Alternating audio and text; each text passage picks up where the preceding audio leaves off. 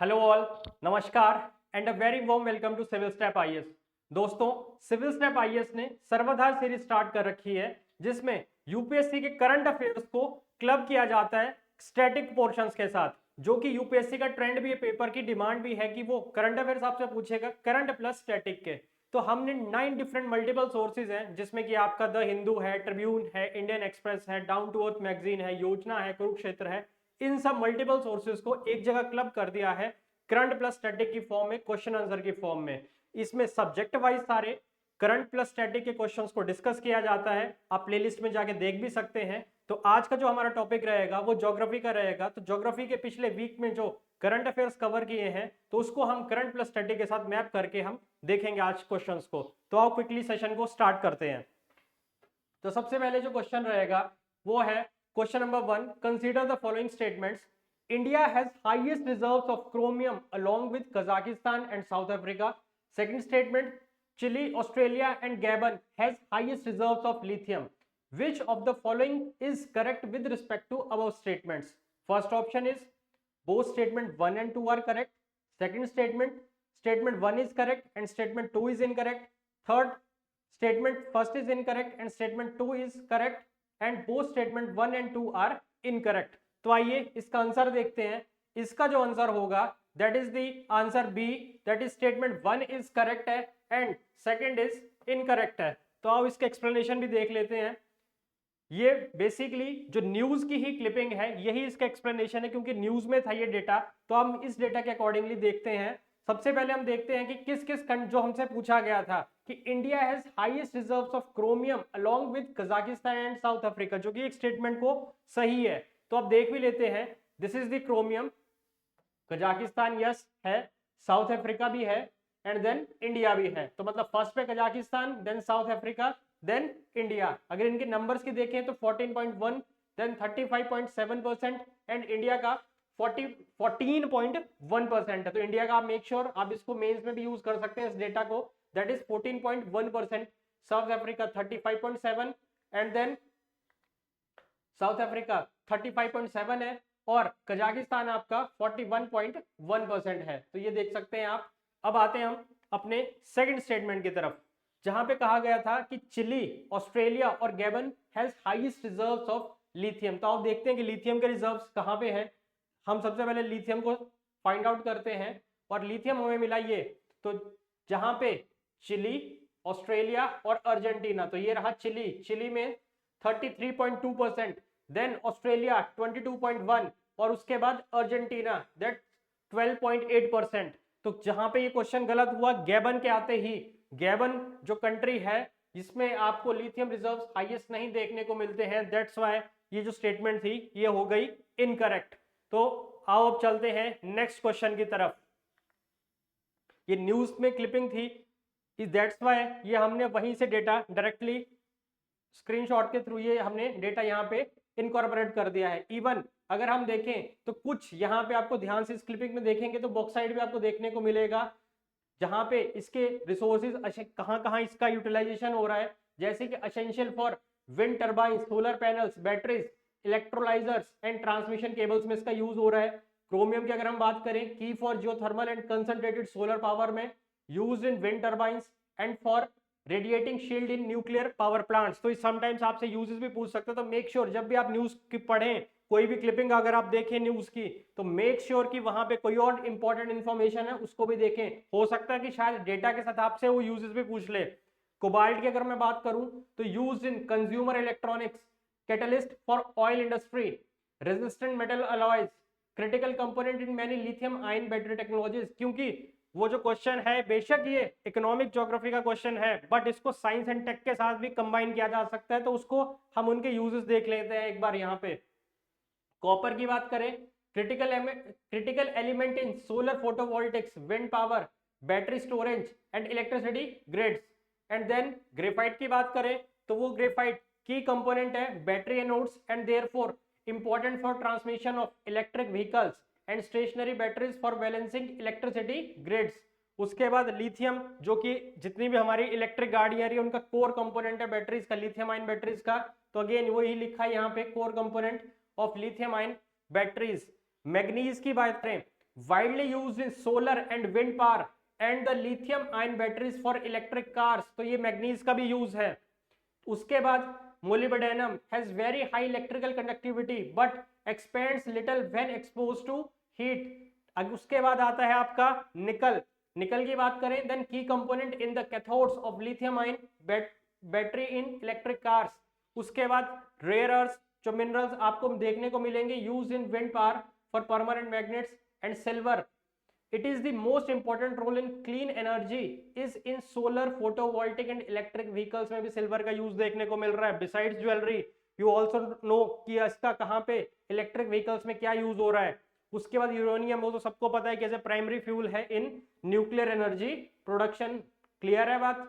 तो this is all about your the whole news clipping of regarding the nation with mineral reserves needed for energy transition और minerals for a clean and green future. Clear है बात? तो इसके बाद अगला question है similarly which of the following with reference to mineral reserves, हमारे पास मिनरल दे रखे हैं और कहां पे वो हाईएस्ट रिजर्व्स हमें देखने को मिल रहे हैं। कोबाल्ट कॉन्गो के साथ, uranium United States of America, bauxite Guinea, copper Peru. अब बोल रहा है how many of the above are correctly matched, और इस टाइप के क्वेश्चन सबसे टिपिकल हो जाते हैं यूपीएससी में, बिकॉज अगर आपको एक भी पता नहीं है तो आप इस क्वेश्चन को अटेम्प्ट नहीं कर पाओगे। तो मेक श्योर इस तरह से, खास करके जब हम मिनरल या इकोनॉमिक ज्योग्राफी की बात करें तो आपको उनको हाईएस्ट एरियाज कहाँ पे वो ज्यादा पाए जाते हैं उनका पता होना चाहिए। तो first option only 1, only 2, only 3 and all 4। तो इसका जो आंसर होगा, इसका आंसर होगा that is only 3, because uranium में जो है यूनाइटेड स्टेट्स ऑफ अमेरिका में हाईएस्ट रिजर्व्स नहीं पाए जाते हैं। और इसका आंसर आओ हम चेक भी कर लेते हैं, that is the answer C, it's only 3, rest all are correct. तो आओ दोबारा से सेम उसी क्लिपिंग पे चलते हैं। सबसे पहले देखते हैं कोबाल्ट। कोबाल्ट के हाईएस्ट रिजर्व्स ये रहा आपका cobalt, then it's in Democratic Republic of Congo. उसके साथ साथ ऑस्ट्रेलिया और इंडोनेशिया में इसके हाईएस्ट रिजर्व्स हैं। This is Australia and this is Indonesia. इसके बाद चलते हैं हम यूरेनियम की अगर बात करें तो यूरेनियम के सबसे ज्यादा रिजर्व्स हमें कजाकिस्तान में देखने को मिलते हैं। इसको चेक भी कर लेते हैं हम। This is the uranium. तो यूरेनियम की अगर बात करूं तो आपको कजाकिस्तान में देखने को मिल रहे हैं, नामीबिया में देखने को मिल रहे हैं, देन कनाडा में आपको देखने को मिल रहे हैं यूरेनियम के रिजर्व्स। इसके बाद देन बॉक्साइट के ऊपर आते हैं। बॉक्साइट आपको कहां देखने को मिल रहा है? गिनी में। Let's find the bauxite. अगर बॉक्साइट की बात करें तो आपको सबसे ज्यादा रिजर्व्स गिनी में, then Vietnam and then Australia में आपको देखने को मिलेंगे। अब इसके बाद है आपका कॉपर। कॉपर की बात कर लेते हैं। This is the copper. आपको कॉपर कहां देखने को मिल रहा है वर्ल्ड में? चिली में, पेरू में, ऑस्ट्रेलिया में। तो वहां पे पेरू ऑप्शन था, यस। पेरू में आपको हाईएस्ट रिजर्व देखने को मिलेंगे, चिली में 19%, पेरू में 12%, ऑस्ट्रेलिया में 10%।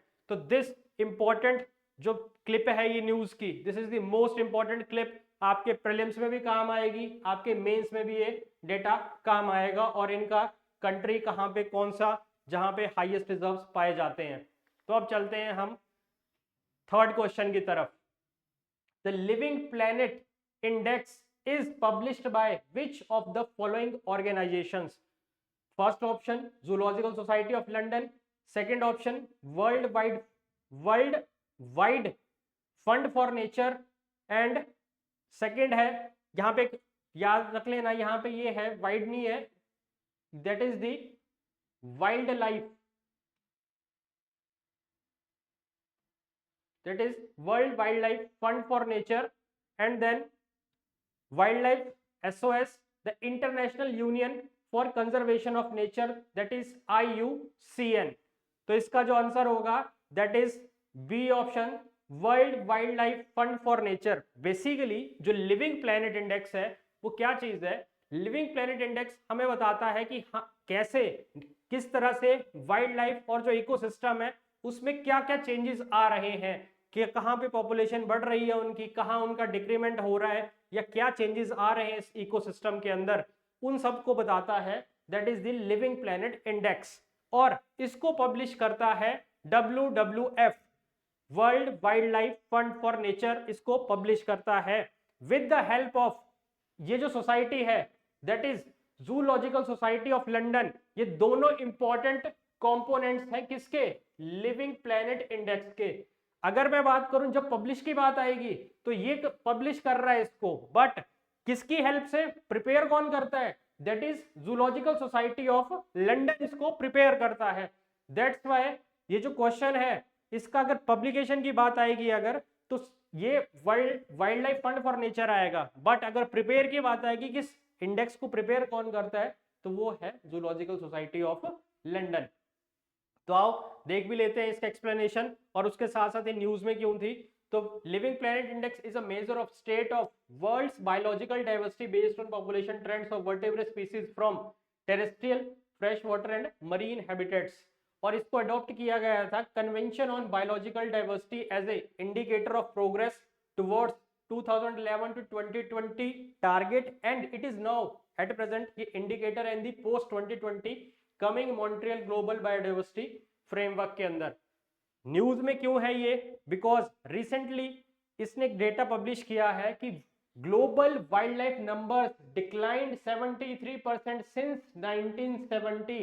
मतलब न्यूज में क्यों थी ये, क्यों ये बहुत ज्यादा चर्चा का विषय बना हुआ है, वो इसलिए बना हुआ है, ये आप देख भी सकते हैं पीछे वाइल्ड लाइफ की इमेजेस लगी हुई हैं। 1970 से लेके 1970 से लेके 2020 तक 73% डिक्लाइन देखने को मिला average size of monitored wild life population. तो it's a very alarming situation regarding this global wild life numbers, and according to world wide fund, इसको करेक्ट ही कर लेना बिकॉज ये वाइल्ड लाइफ नहीं है, इसको करेक्ट कर लो यहीं पे, इसको सॉरी इसको करेक्ट कर लो यहाँ, that is it's world wide ये, वो जनरली वाइल्ड लाइफ से कंफ्यूजन हो रहा था तो इसको हम करेक्ट कर लेते हैं, that is the world wide fund for nature है ये, it's world wide fund for nature, इसको करेक्ट कर लेना, that is the world wide fund for nature, जो according to world wide fund for nature nature's living planet report LPR 2024, जो कि बाइनली, एक चीज याद रखना, ये जो रिपोर्ट आती है 2 ईयर्स में आती है ये, that's why it's biennial report of the threats faced to wildlife. In 2022 edition of the report major decline was 69%, और 2022 एडिशन की रिपोर्ट में तो देखा गया था जो decline, that is the 69%। The report released on Wednesday, October 9, said significant collective efforts will be required over the next 5 years to tackle the dual climate and nature crisis। मतलब इस report ने ये कहा है कि अब हमें कलेक्टिव एफर्ट्स की रिक्वायरमेंट है आने वाले 5 सालों तक, अगले 5 सालों के लिए हमें कलेक्टिव एफर्ट्स की रिक्वायरमेंट पड़ेगी। क्यों? क्योंकि एक तो वर्ल्ड जो है क्लाइमेट चेंज से तो परेशान है ही है, उसके साथ साथ अब जो डिक्लाइनिंग नंबर है वर्ल्ड वाइल्ड लाइफ का, अब ये भी एक अलार्मिंग सिचुएशन बन रही है। तो अगेन मैं इसको फिर से करेक्ट कर देता हूं कि जो इसका पब्लिशिंग एजेंसी है that is WWF, world wide fund for nature, इसको पब्लिश कर रहा है WWF, world wide fund for nature. और इसको किसकी हेल्प से ये फंड, ये जो इंडेक्स जो बन रहा है LPI लिविंग प्लेनेट इंडेक्स, ये बन रहा है किसकी हेल्प से, जूलॉजिकल सोसाइटी ऑफ लंदन की हेल्प से ये बनता है, वो इसको प्रिपेयर करती है इस इंडेक्स को। तो this is all about this LPI। अब नेक्स्ट क्वेश्चन की तरफ चलते हैं, विच of the following crops can produce nitrogen independently, मतलब कौन सी क्रॉप्स हैं जो नाइट्रोजन इंडिपेंडेंटली प्रोड्यूस करती हैं। लेग्यूम्स है, राइस है, पोटैटोज है, कसावा है, बनानाज है। Consider the following options given below, first is 1, 2 and 3 only, second 1 only, third is 1, 2 and 4 only, and the fourth option is all of the above। तो इसका answer है that is the D option, all of the above। ये जो है ये सभी ही जितने भी हैं ये सब के सब क्या बनाते हैं, ये सब नाइट्रोजन प्रोड्यूस करते हैं, ये सभी क्रॉप्स इंडिपेंडेंटली। इसकी एक्सप्लेनेशन आप चेक कर लेते हैं। बेसिकली नाइट्रोजन साइकिल्स एसोसिएशन है इसका। प्लांट जनरली कहाँ से रिएक्टिव नाइट्रोजन लेते हैं, सॉइल से, जहां से वो एब्जॉर्ब करते हैं minerals dissolved in water such as ammonia and nitrate. Humans and animals need 9 pre-made nitrogen rich amino acids from plants. Nitrogen make up approximately 2.6% of the human body. The nitrogen ingested by plants and animals return to the soil through excrete and decomposition of dead bodies, but the cycle is incomplete. Some nitrogen is released back into the environment in molecular form and nitrogen from human waste and also rarely return to field. से complete explanation दे रखा है basically. Main जो news में क्यों था ये, उसका reason है ये यहाँ पे आपको देखने को मिलेगा. पहले तो देख लो कि कौन कौन से यहाँ पे एक्सप्लेनेशन के अंदर, वो तो थोड़ा सा एक इंट्रोडक्शन था नाइट्रोजन साइकिल का. जो मेन जो क्वेश्चन है, जो लेग्यूम्स की जब हम बात कर रहे हैं, जो नाइट्रोजन इंडिपेंडेंटली प्रोड्यूस करते हैं, जो फूड क्रॉप्स हैं, राइस है, व्हीट है, कॉर्न है, पोटैटोज है, एंड इसके अलावा कुछ लेस वेल नोन क्रॉप्स जैसे कि cassava, bananas and common fruits and vegetables draw nitrogen from the soil. तो आपने यहाँ पे जो इंपॉर्टेंट कीवर्ड है वो ये है कि इंपॉर्टेंट फूड क्रॉप्स जैसे कि राइस, व्हीट, कॉर्न और पोटैटोज हैं, ये तो, और लेग्यूम्स जो हैं ये तो इंपॉर्टेंट है ही है कि जो नाइट्रोजन प्रोड्यूस कर रहे हैं. बट इसके अलावा कुछ लेस वेल नोन प्लांट्स की अगर मैं बात करूं या क्रॉप्स की बात करूं, जिसमें कि आपके कसावा है, बनाना है, कॉमन फ्रूट्स और वेजिटेबल्स है, वो भी ड्रॉ करती हैं नाइट्रोजन. क्लियर है? तो this is the most important fact. इसके साथ साथ अब जानते हैं कि न्यूज में क्यों थी ये चीज. बेसिकली ये इस हैबर एंड बॉश प्रोसेस की वजह से न्यूज में थी. ये क्लिपिंग जो न्यूज से ली गई है, Haber and Bosch process. Basically Haber और बॉश दो इंपॉर्टेंट साइंटिस्ट थे जिन्होंने नाइट्रोजन फिक्सिंग में, या आप ये बोलें कि इन्होंने एक प्रोसेस डेवलप की. बेसिकली है क्या प्रोसेस, हम ये एक केमिकल इक्वेशन पढ़ते हैं, N2 plus H2 gives NH3 ammonia. Nitrogen से जो अमोनिया बनाने की जो प्रोसेस है, ठीक है, कन्वर्जन ऑफ N2, और इसको मैं बैलेंस कर देता हूं, दैट इज 2NH3. ये जो nitrogen plus hydrogen gives the formation of ammonia, जो कि अमोनिया एक इंपॉर्टेंट फर्टिलाइजर है किसके अंदर, क्रॉप्स प्रोडक्शन में ये जो हेल्प करता है. वैसे भी नाइट्रोजन जो है प्लांट्स की ग्रोथ में हेल्प करती है ये.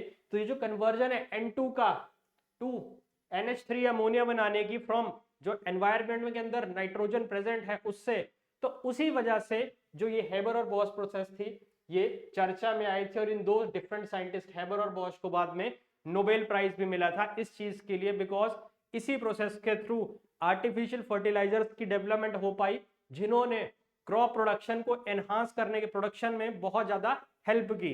बट अब ये न्यूज में क्यों थी कि इस प्रोसेस ने वर्ल्ड को तो चेंज कर दिया, बट इस प्रोसेस की वजह से जो अब हम एक्सेसिव यूज कर पा रहे हैं, जो हम एक्सेस यूज कर रहे हैं फर्टिलाइजर का, वो it's a matter of concern now. Yes, कि पहले तक तो, उस टाइम तक तो ठीक है कि हम एक लिमिटेड क्वांटिटी में हम फर्टिलाइजर्स का यूज कर रहे थे, अमोनिया का इन क्रॉप प्रोडक्शन, या आप बोले नाइट्रोजन का हम क्रॉप प्रोडक्शन में हेल्प कर रही थी.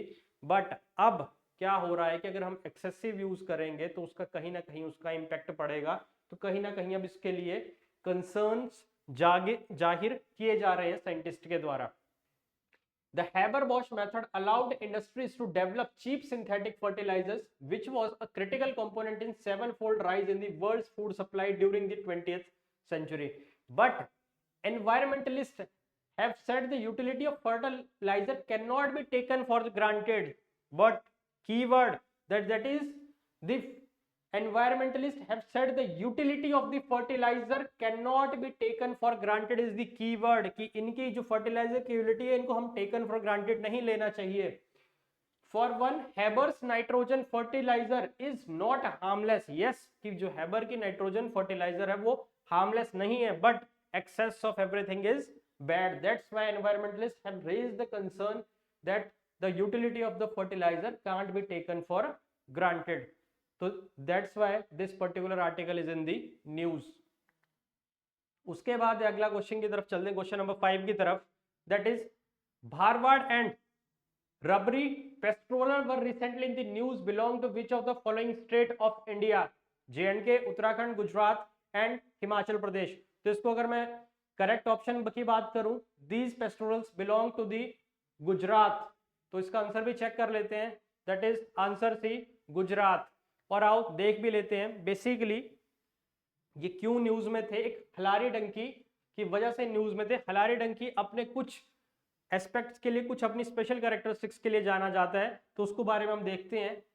It is native to Halar region, और ये जो कम्युनिटी है कौन सी, भारवाड़ एंड रबरी पेस्टोरल, ये इस हलारी डंकी का स्पेशली यूज करती है। That's why these pastorals are in the news with this particular type of halari donkey.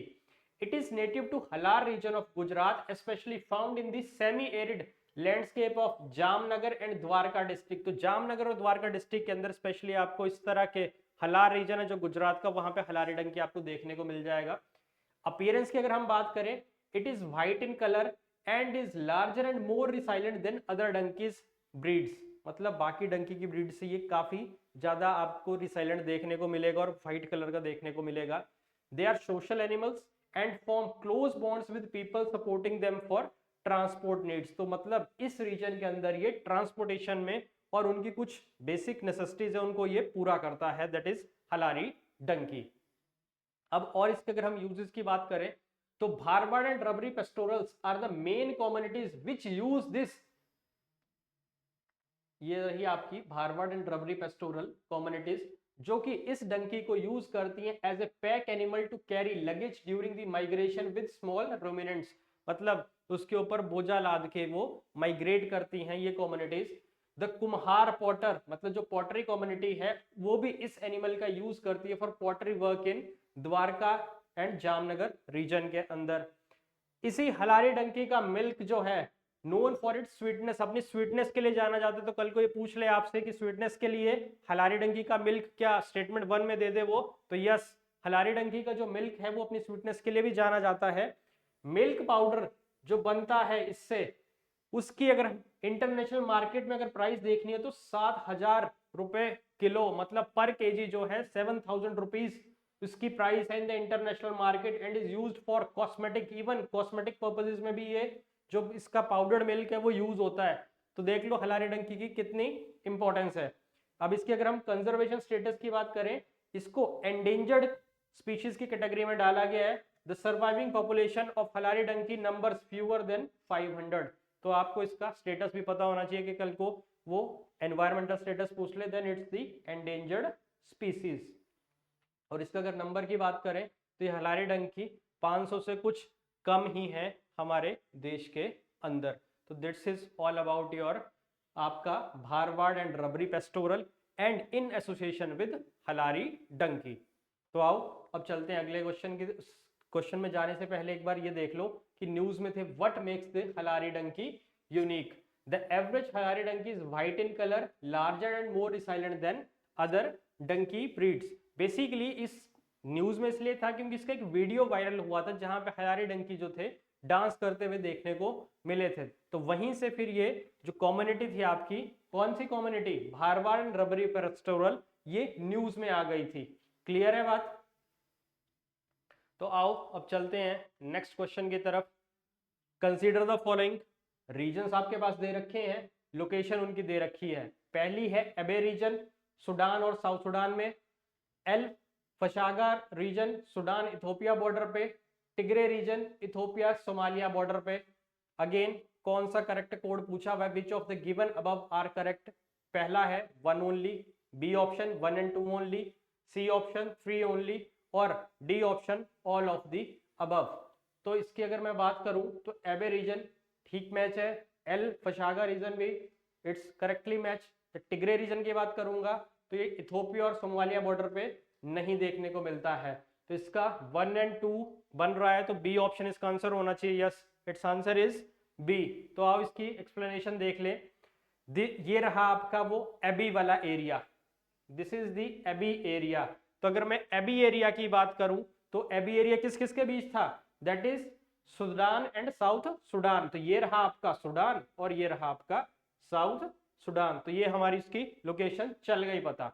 उसके बाद ये रहा आपका अल फशागा रीजन। तो अल फशागा रीजन किस किस के बीच था आपका, सूडान एंड आपका इथोपिया के बीच। तो ये देख लो सूडान एंड इथोपिया बॉर्डर पे, this is the Sudan and this is the Ethiopia, this is the Al Fashaga region. अब ये था आपका वो Tigray region, this is the Tigray region. अगर ऊपर की बात करेंगे तो इरिट्रिया के साथ और नीचे इथोपिया। अगर इस तरह से देखेंगे ईस्ट वेस्ट में तो this is Sudan and then Ethiopia.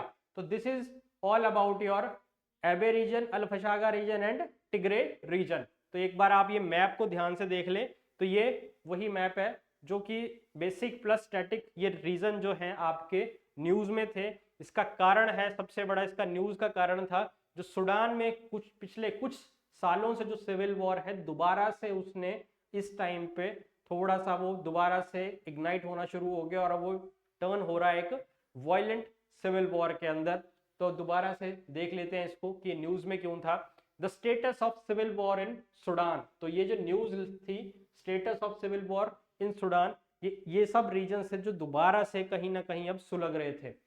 What is the extent of war, where did the conflict between Sudanese army forces, armed forces, rapid support force begin, how have the ethnic tensions and rivalries played a part in the war, from where a conflicting party is sourcing their weapons and arms।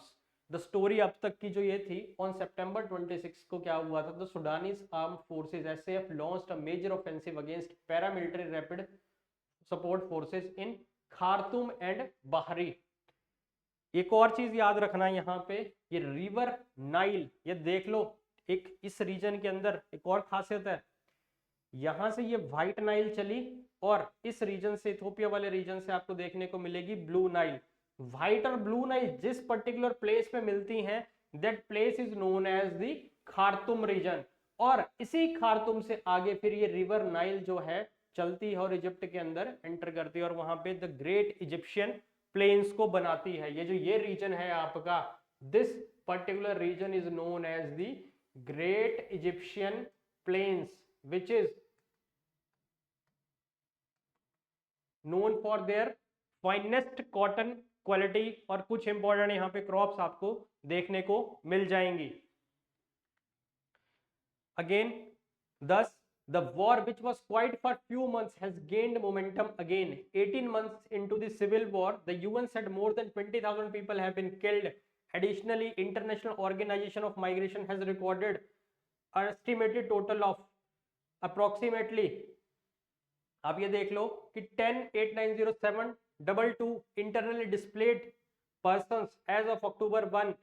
All cease fire efforts and peace talks have been failed so far. तो इस तरह से ये जो news में था, ये पूरी क्लिपिंग जो थी आपकी न्यूज में थी। बेसिकली क्यों ये क्लिपिंग न्यूज में कि दोबारा से ये जो स्टेटस जो है सिविल वॉर का सुडान के अंदर, दोबारा से ये सुलगना शुरू हो गया है ये सुडान वाला reason. So that's why this particular clip is in the news। अगला question, recently the term wind throw was in the news related to which of the following given below?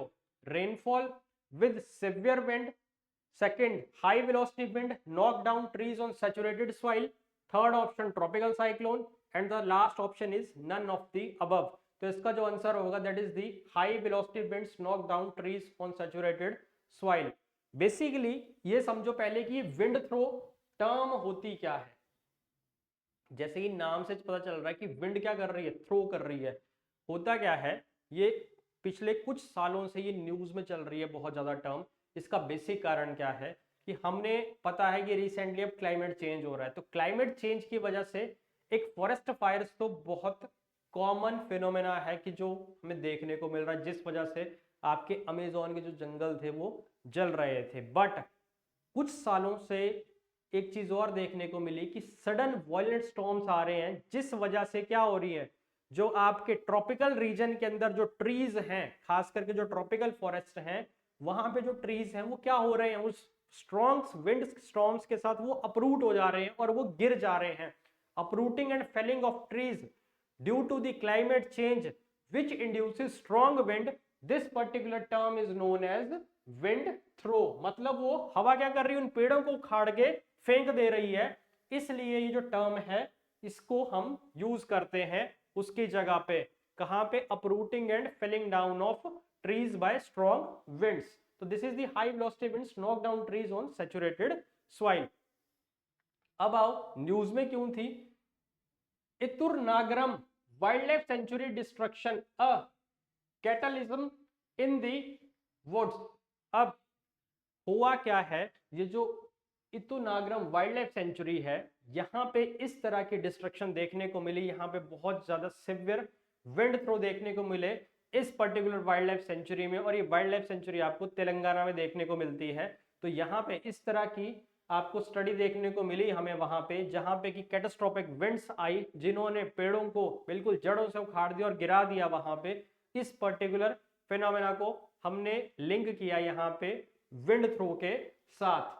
The catastrophic weather phenomena flattened and estimated 50,000 trees over 332 hectares in Mulugu's Eturnagaram wild life sanctuary on August 31st, devastating the landscape, जिसने पूरी तरह से उस landscape को ही तबाह करके रख दिया इस वाइल्ड लाइफ सेंचुरी के।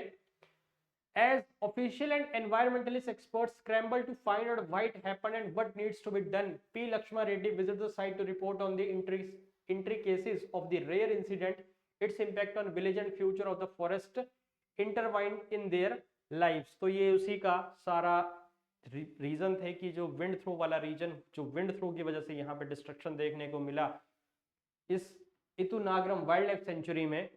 मुलुगु के अंदर है ये वाइल्ड लाइफ सेंचुरी है, जो कि तेलंगाना के अंदर है ये। तो ये विंड थ्रो वहां पे इस तरह का विंड थ्रो का एक्शन हमें देखने को मिला। बेसिकली एक चीज याद रखना कि क्लाइमेट चेंज के साथ फॉरेस्ट फायर का इम्पैक्ट तो था ही था, बट साइमल्टेनियसली अब ये विंड थ्रो वाले इवेंट्स भी डिवास्टेटिंग बनते जा रहे हैं और ये एक और ज्यादा कैटलिस्ट का काम कर रहे हैं डिस्ट्रक्शन में। तो that's why this article is in the news which is incorporated in your slides. अब है अगला question, lake Balkhash is situated on which of the following country of central Asia. Again state of effect है ये, Kazakhstan, Kyrgyzstan, Tajikistan, Turkmenistan. तो इसका answer है that is the Kazakhstan, और इसका आंसर हम चेक भी कर लेते हैं। This is the map of lake Balkhash. तो ये रहा आपका लेक बल्कश और ये है आपका कजाकिस्तान। तो ये आपको पता होना चाहिए कि लेक बल्कश कहाँ पे है। अब देखते हैं कि ये न्यूज में क्यों थे। Kazakh vote on it's first nuclear power station in country, मतलब कजाकिस्तान में जो पहला nuclear power plant power station लगने जा रहा है उसके लिए वोटिंग करवाई गई। उसका कारण क्या था, क्योंकि यहाँ पे earlier this Kazakhstan is a part of former USSR, तो जिस वजह से यहाँ पे इस रीजन के अंदर न्यूक्लियर टेस्ट काफी किए गए थे, तो कहीं ना कहीं रेडिएशन फैलने का खतरा था। तो इसलिए दो डिफरेंट एस्पेक्ट में वहां पे लोग टूट गए थे, मतलब दो एक डिफरेंट आइडियोलॉजी बन गई थी। एक इसके फेवर में थे, इसके अगेंस्ट में थे इस पावर प्लांट, इस पावर स्टेशन के सेटअप में। तो वहां पे फिर अब इसके लिए वोटिंग करवाई गई। तो that's why this particular lake Balkhash region is in the news. The result is expected to favour despite lingering resentment over massive radiation exposure as a result of Soviet era nuclear test। Kazakhstan on Sunday October 6, 2024 in a referendum हुआ वहां पे on building the country's first nuclear power station as world's top uranium producer। क्योंकि हमने पढ़ा अभी starting में first question के अंदर ही, ये जो कजाकिस्तान है ये वर्ल्ड का top uranium producer, looks to boost its power generation capacity। The result due to be announced on Monday October 8 is expected to be in the favor of despite lingering resentment over massive radiation exposure as a result of Soviet era nuclear test। और इसके साथ साथ यहाँ पे China, France, Russia, South Korea इसी process में है the building the new power station which is to be located on the shores of lake Balkhash. तो याद रखना कि जो लेक बल्कश के पास जो नया पावर स्टेशन बन रहा है वहां पे किस कौन कौन हेल्प कर रहा है, China, France, Russia, South Korea, वो भी इसी प्रोसेस में है कि इस रीजन के आसपास हम लेक बल्कश के आसपास क्या बनाए, पावर स्टेशन। जो नया पावर स्टेशन बन रहा है उसमें ये सब कंट्रीज का रोल रहने वाला है। तो आपको इसके बारे में पता होना चाहिए। This is all about your the news which is the Kazakhs vote on first nuclear power station in the country. तो आओ चलते हैं अब हम नेक्स्ट क्वेश्चन की तरफ। Which of the following countries share border with Malaysia? Simple straight away question, but इसका role static में तो है ही है, बट साथ के साथ अब ये करंट में किसको हम कैसे कोरिलेट करेंगे वो हम न्यूज क्लिपिंग में देखेंगे। तो सबसे पहले देखते हैं, पहला है Thailand, Singapore, Indonesia, Brunei, Cambodia. Which of the following options given below is और are correct? 1, 2, 3 and 4 only, 1, 3 and 4 only, 1 and 2 only, और all of the, last option is all of the above. तो इस Thailand भी के साथ भी border बनता है, सिंगापुर के साथ भी बनता है, इंडोनेशिया के साथ भी बनता है, ब्रुनई के साथ भी बनता है, कंबोडिया के साथ नहीं बनता। तो इसके आंसर होना ऑप्शन होनी चाहिए 1 2 3 एंड 4 और इसके ऑप्शन बन रही है दैट इज ए ऑप्शन और इसका आंसर भी वही है ए ऑप्शन। तो आओ इसको देख भी लेते हैं अब। This is the map of Malaysia. अगर आप मलेशिया की बात करें तो इसके साथ कौन कौन से, ये रहा आपका थाईलैंड, एंड देन इंडोनेशिया, ये रहा आपका सिंगापुर, ये रहा ब्रुनोई। तो ये सब आपके टच कर रहे हैं किसके साथ, मलेशिया के साथ। ये अगर यहाँ पे देखना है तो ये रहा Thailand, this is Singapore, and then Brunei, and then Indonesia. ये सारा जितना भी रीजन है, ये जो 4 कंट्रीज आपको देखने को मिल रही हैं, that is which is the border of, किसका बॉर्डर शेयर हो रहा है, मलेशिया का border is shared by these 4 countries, Thailand, Singapore, Indonesia, Brunei. अब आओ न्यूज में क्यों था। Recently PM Modi announces 10-point plan to strengthen India ASEAN ties. Recently जो आसियान जो समिट हुआ था, ठीक है, तो वहां पे लाओस के अंदर, तो उन्होंने वहां पे ये कहा कि जो अनाउंस किया उन्होंने 10-point प्लान को, ताकि जिसकी वजह से इंडिया और आसियान कंट्री के जो टाइज हैं वो क्या हो, स्ट्रेंथन हो। Modi speaks about India act east policy के बारे में कहा उन्होंने, and says in past decade it had given new energy, direction and momentum to the historic ties between India and ASEAN. Prime Minister Narendra Modi on Thursday announced a 10-point plan. उन्होंने announce किया to strengthen India ASEAN comprehensive partnership and asserted ties with regional grouping were critical for guiding Asia's future. तो मतलब कहीं ना कहीं जो 10-point plan है और जो इंडिया आसियान के जो टाइज हैं, it is very important for guiding Asia's future. तो एशिया का जो फ्यूचर है वो इंडिया और आसियान के टाइज के ऊपर काफी ज्यादा निर्भर करता है। तो ये इन्होंने कहा यहाँ पे। तो addressing on 21st ASEAN summit here, Modi noted that India-ASEAN trade had doubled over 130 billion US dollar in the past decade and announced a review to trade in goods agreement of harness greater economic potential of the partnership। तो मतलब trades relation के लिए भी ये India ASEAN ties बहुत ज़्यादा important है और कहीं ना कहीं इससे डबल ही हुआ है trade between the India and the ASEAN countries. तो इसके साथ अब चलते हैं हम आज के लास्ट क्वेश्चन की तरफ। Northern sea route connects which of the following water bodies. पहला है बेरिंग सी, दूसरा अटलांटिक ओशन, तीसरा पैसिफिक ओशन, चौथा है Kara Strait. Which of the following options given below is correct. First 2 and 3 only, b 3 and 4 only, c 1 and 4 only, and the d is 1 and 3 only. तो पूछा किसके बारे में है, नदरन सी रूट के बारे में पूछा है। तो इट्स कनेक्ट किस किस को करेगा, ये बेरिंग सी और कारा स्ट्रेट को। इट्स 1 and 4, यस सी ऑप्शन है ये, that is answer is C. अब आओ इसको एक बार देख भी लें कि इसका एक्सप्लेनेशन। ये रहा आपका बेरिंग सी, ठीक है, बल्कि इस मैप पे आपको ज्यादा दिखेगा। ये रहा आपका कारा सी है, ये आ गई आपकी कारा स्ट्रेट, ये रहा आपका बेरेंट सी। तो बेसिकली ये सारे जितने भी रूट्स आपको देख रहे हैं, ये दिस इज दी, ये जो डॉटेड डॉटेड आपको जितना भी ये दिख रहा है, this is the dotted yellow, ये डॉटेड येलो ये वाला जो पोर्शन है, यही वो सारा रीजन है। ये जो नदरन सी रूट जो है, बेसिकली ये जो नदरन सी रूट है, इसकी इंपॉर्टेंस इसलिए है क्योंकि ये यूरेशिया को आपका एशिया पैसिफिक रीजन से कनेक्ट करता है और कहीं ना कहीं इंडिया और रशिया एक ट्रेड रूट बना रहे हैं अपना डायरेक्ट ट्रेड के लिए इस रीजन के साथ। बट इसकी कुछ चैलेंजेस भी हैं, वो हम देखेंगे कि क्या चैलेंजेस है। सबसे बड़ा रीजन तो यही है कि ये रीजन सारा आइस फ्रोजन वाला रीजन है, जिस वजह से यहाँ पे शिपिंग या ट्रेड करने के जो इनकी नेविगेशन के लिए सबसे बड़ी समस्या आएगी। तो उसके साथ ही यहाँ पे पहले तो आपको पता होना चाहिए कि क्यों ये रीजन जो है, कौन कौन से रीजन जो इस पर्टिकुलर नदरन सी रूट के अंदर आ रहे हैं। तो ये जो मैप है आपका, ये सारा नदरन सी रूट मैप को ही शो कर रहा है। तब आओ देख भी लेते हैं। Northern sea route is a shipping route that connects the western part of Eurasia and the Asia Pacific region, ठीक है। The northern sea route is about 5600 kilometre long है।